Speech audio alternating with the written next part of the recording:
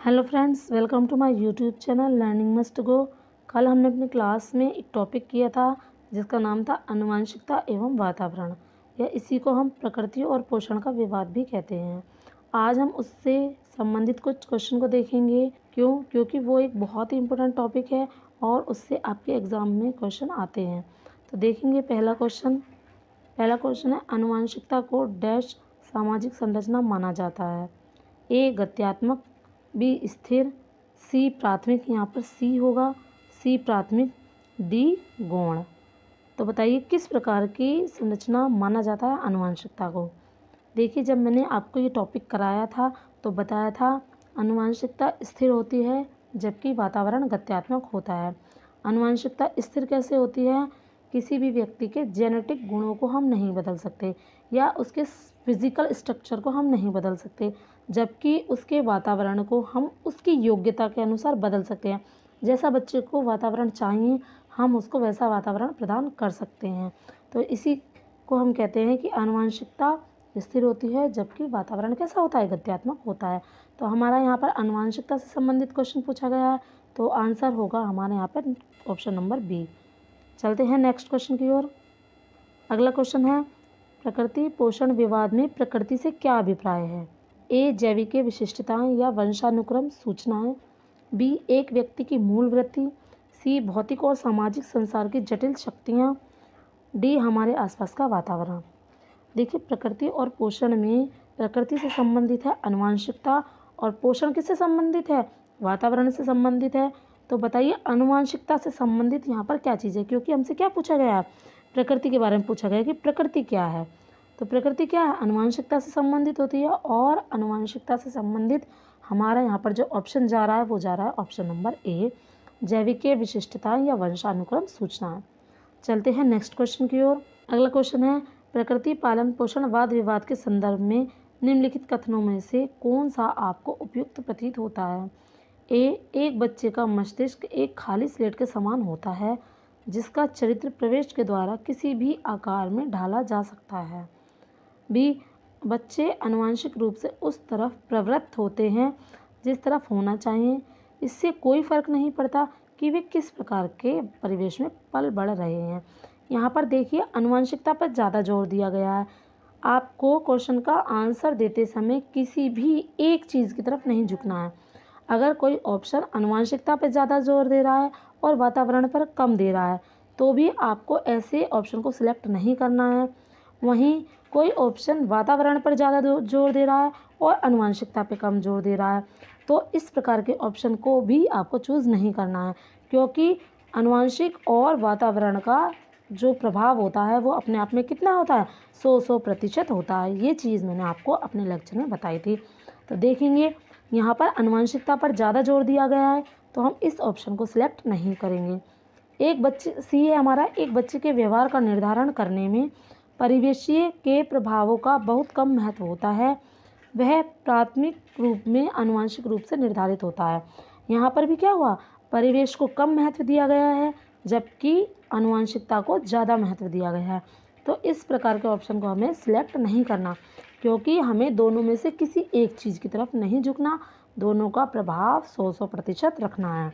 D वंशानुक्रम तथा प्रवेश अभिन्न रूप से एक दूसरे से जुड़े हुए हैं और दोनों विकास को प्रभावित करते हैं।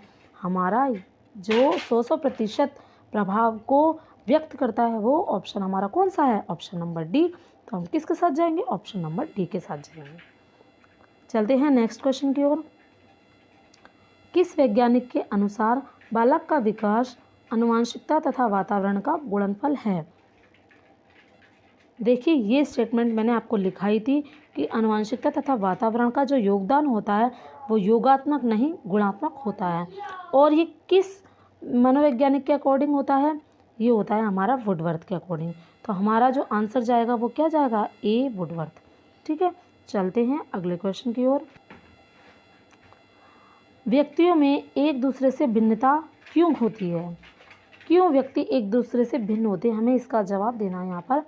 ए वातावरण के प्रभाव के कारण, जन्मजात विशेषताओं के कारण, वंशानुक्रम और वातावरण के बीच अन्य यौन क्रियाओं के कारण, डी प्रत्येक व्यक्ति को उसके माता पिता से जीनों का भिन्न समुच्चय प्राप्त होने के कारण। बताइए इसमें से आपका जो आंसर जाएगा वो क्या जाएगा।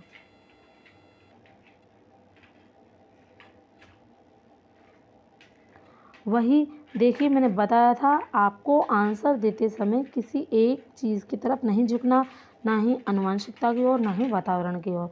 ऐसा ऑप्शन देखना है जिसमें योगदान 100% हो। तो हमारा यहाँ पर जो आंसर जाएगा, व्यक्ति भिन्न किसके कारण हो सकते हैं।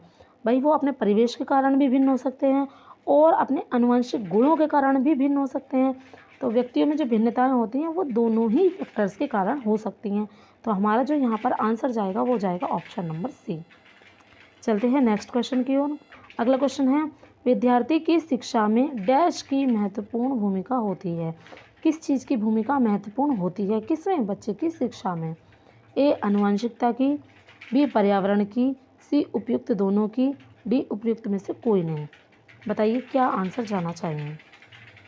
वही हमें दोनों ऑप्शन को इक्वली सिलेक्ट करना है। तो हमारा यहाँ पर आंसर जाएगा वो क्या जाएगा, ऑप्शन नंबर सी। क्योंकि बच्चे की शिक्षा पर आनुवंशिकता भी प्रभाव डालती है और वातावरण भी प्रभाव डालती है। कैसे कि बच्चा मेंटली कैसा है, फिजिकली कैसा है, स्वस्थ है या नहीं है, मानसिक संतुलन ठीक है या नहीं है, या वह कैसे परिवेश में पढ़ रहा है, कैसा माहौल मिल रहा है, इस चीज़ का असर उसकी शिक्षा पर पड़ता है। तो हमारा जो आंसर जाएगा यहाँ पर वो जाएगा ऑप्शन नंबर सी। ठीक है, चलते हैं नेक्स्ट क्वेश्चन की ओर। अगला क्वेश्चन है, मानव का कौन सा गुण आनुवंशिकता से निर्धारित होता है। बताइए कौन सा ऐसा गुण है जो कि आनुवंशिकता से निर्धारित होगा। ए नैतिक, बी स्वभाव, सी बुद्धि, डी सामाजिक। बताइए कौन सा होगा। यहाँ पर जो हमारा आंसर जाएगा वो जाएगा ऑप्शन नंबर सी। बुद्धि जो होती है वो आनुवंशिकता से निर्धारित होती है। क्यों, यदि माता पिता इंटेलिजेंट हैं तो ज़्यादा संभावना है कि बच्चा भी कैसा होगा, इंटेलिजेंट होगा। तो यहाँ पर जो हमारा आंसर जाएगा वो जाएगा ऑप्शन नंबर सी। ठीक है, चलते हैं अगले क्वेश्चन की ओर। अगला क्वेश्चन है, निम्नलिखित में से कौन सा मुख्य रूप से आनुवंशिकता संबंधी कारक है। ऑप्शन नंबर ए है समकक्ष व्यक्तियों के समूहों के प्रति अभिवृत्ति, बी चिंतन पैटर्न, सी आंखों का रंग, डी सामाजिक गतिविधियों में भागीदारिता। बताइए कौन सा ऑप्शन इसमें सही होना चाहिए। देखिए इन चारों में से जो ऑप्शन सही होना चाहिए वो होना चाहिए ऑप्शन नंबर सी। क्यों कि बच्चे की आंखों का रंग जो है उसके फिजिकल स्ट्रक्चर से संबंधित है और फिजिकल स्ट्रक्चर किस पर निर्भर होता है, आनुवंशिकता पर निर्भर होता है। तो आंखों का रंग जो है वो किससे संबंधित होगा, आनुवंशिकता से संबंधित होगा। चिंतन पैटर्न क्या है, चिंतन पैटर्न बदल सकते हैं किसके अकॉर्डिंग, वातावरण को अगर हम बदल दें तो चिंतन पैटर्न बच्चे के बदल सकते हैं, सोचने का तरीका बदल सकता है।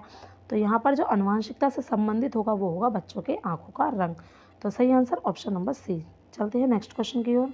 अगला क्वेश्चन है, मानव व्यक्तित्व परिणाम है ए पालन पोषण और शिक्षा का, आनुवंशिकता और वातावरण की अंतःक्रिया का, सी केवल वातावरण का, डी केवल आनुवंशिकता का। बताइए इसमें से कौन सा ऑप्शन सही होना चाहिए। बस हमें क्या एक ही चीज़ याद रखनी है, दोनों को हमें इक्वल महत्व देना है, किसे किसे, आनुवंशिकता और वातावरण को। तो बताइए किस में दोनों को इक्वल महत्व दिया गया है। तो वो है हमारा ऑप्शन नंबर बी, यानी कि आनुवंशिकता और वातावरण की अंतःक्रिया का। व्यक्तित्व अंतःक्रिया, मानव के व्यक्तित्व पर जो इफेक्ट पड़ता है वो आनुवंशिकता और वातावरण दोनों का ही पड़ता है। चलते हैं नेक्स्ट क्वेश्चन की ओर। अगला क्वेश्चन है, इनमें से किनका नाम सूजन शास्त्र के पिता से जुड़ा हुआ है। सूजन शास्त्र क्या होता है, सूजन शास्त्र होता है कि अगर किसी बच्चे के माता पिता कुशाग्र बुद्धि के हैं तो ज़्यादा संभावना है कि बच्चा भी कैसा होगा, कुशाग्र बुद्धि का होगा, यानी कि बच्चा भी कैसा होगा, इंटेलिजेंट होगा। अच्छे माता पिता से अच्छे संतान की उत्पत्ति होती है, ये हमारा सूजन शास्त्र कहता है। और सूजन शास्त्र के पिता कौन है, क्रो एंड क्रो, गोल्टन, रोस या इनमें से कोई नहीं। सूजन शास्त्र के जो पिता हैं वो माना जाता है मिस्टर गोल्टन को। आई होप आपको ये क्वेश्चन समझ में आए होंगे और आपको समझ में आया होगा कि इस टॉपिक से किस प्रकार के क्वेश्चन बनते हैं। ये टॉपिक एक बेहद इम्पोर्टेंट टॉपिक था और इससे आपके एग्ज़ाम में क्वेश्चन बनते ही हैं। तो मैंने यहाँ पर टॉपिक के साथ साथ इससे बनने वाले क्वेश्चंस को भी करा दिया।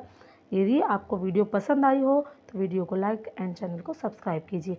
Thank you for watching.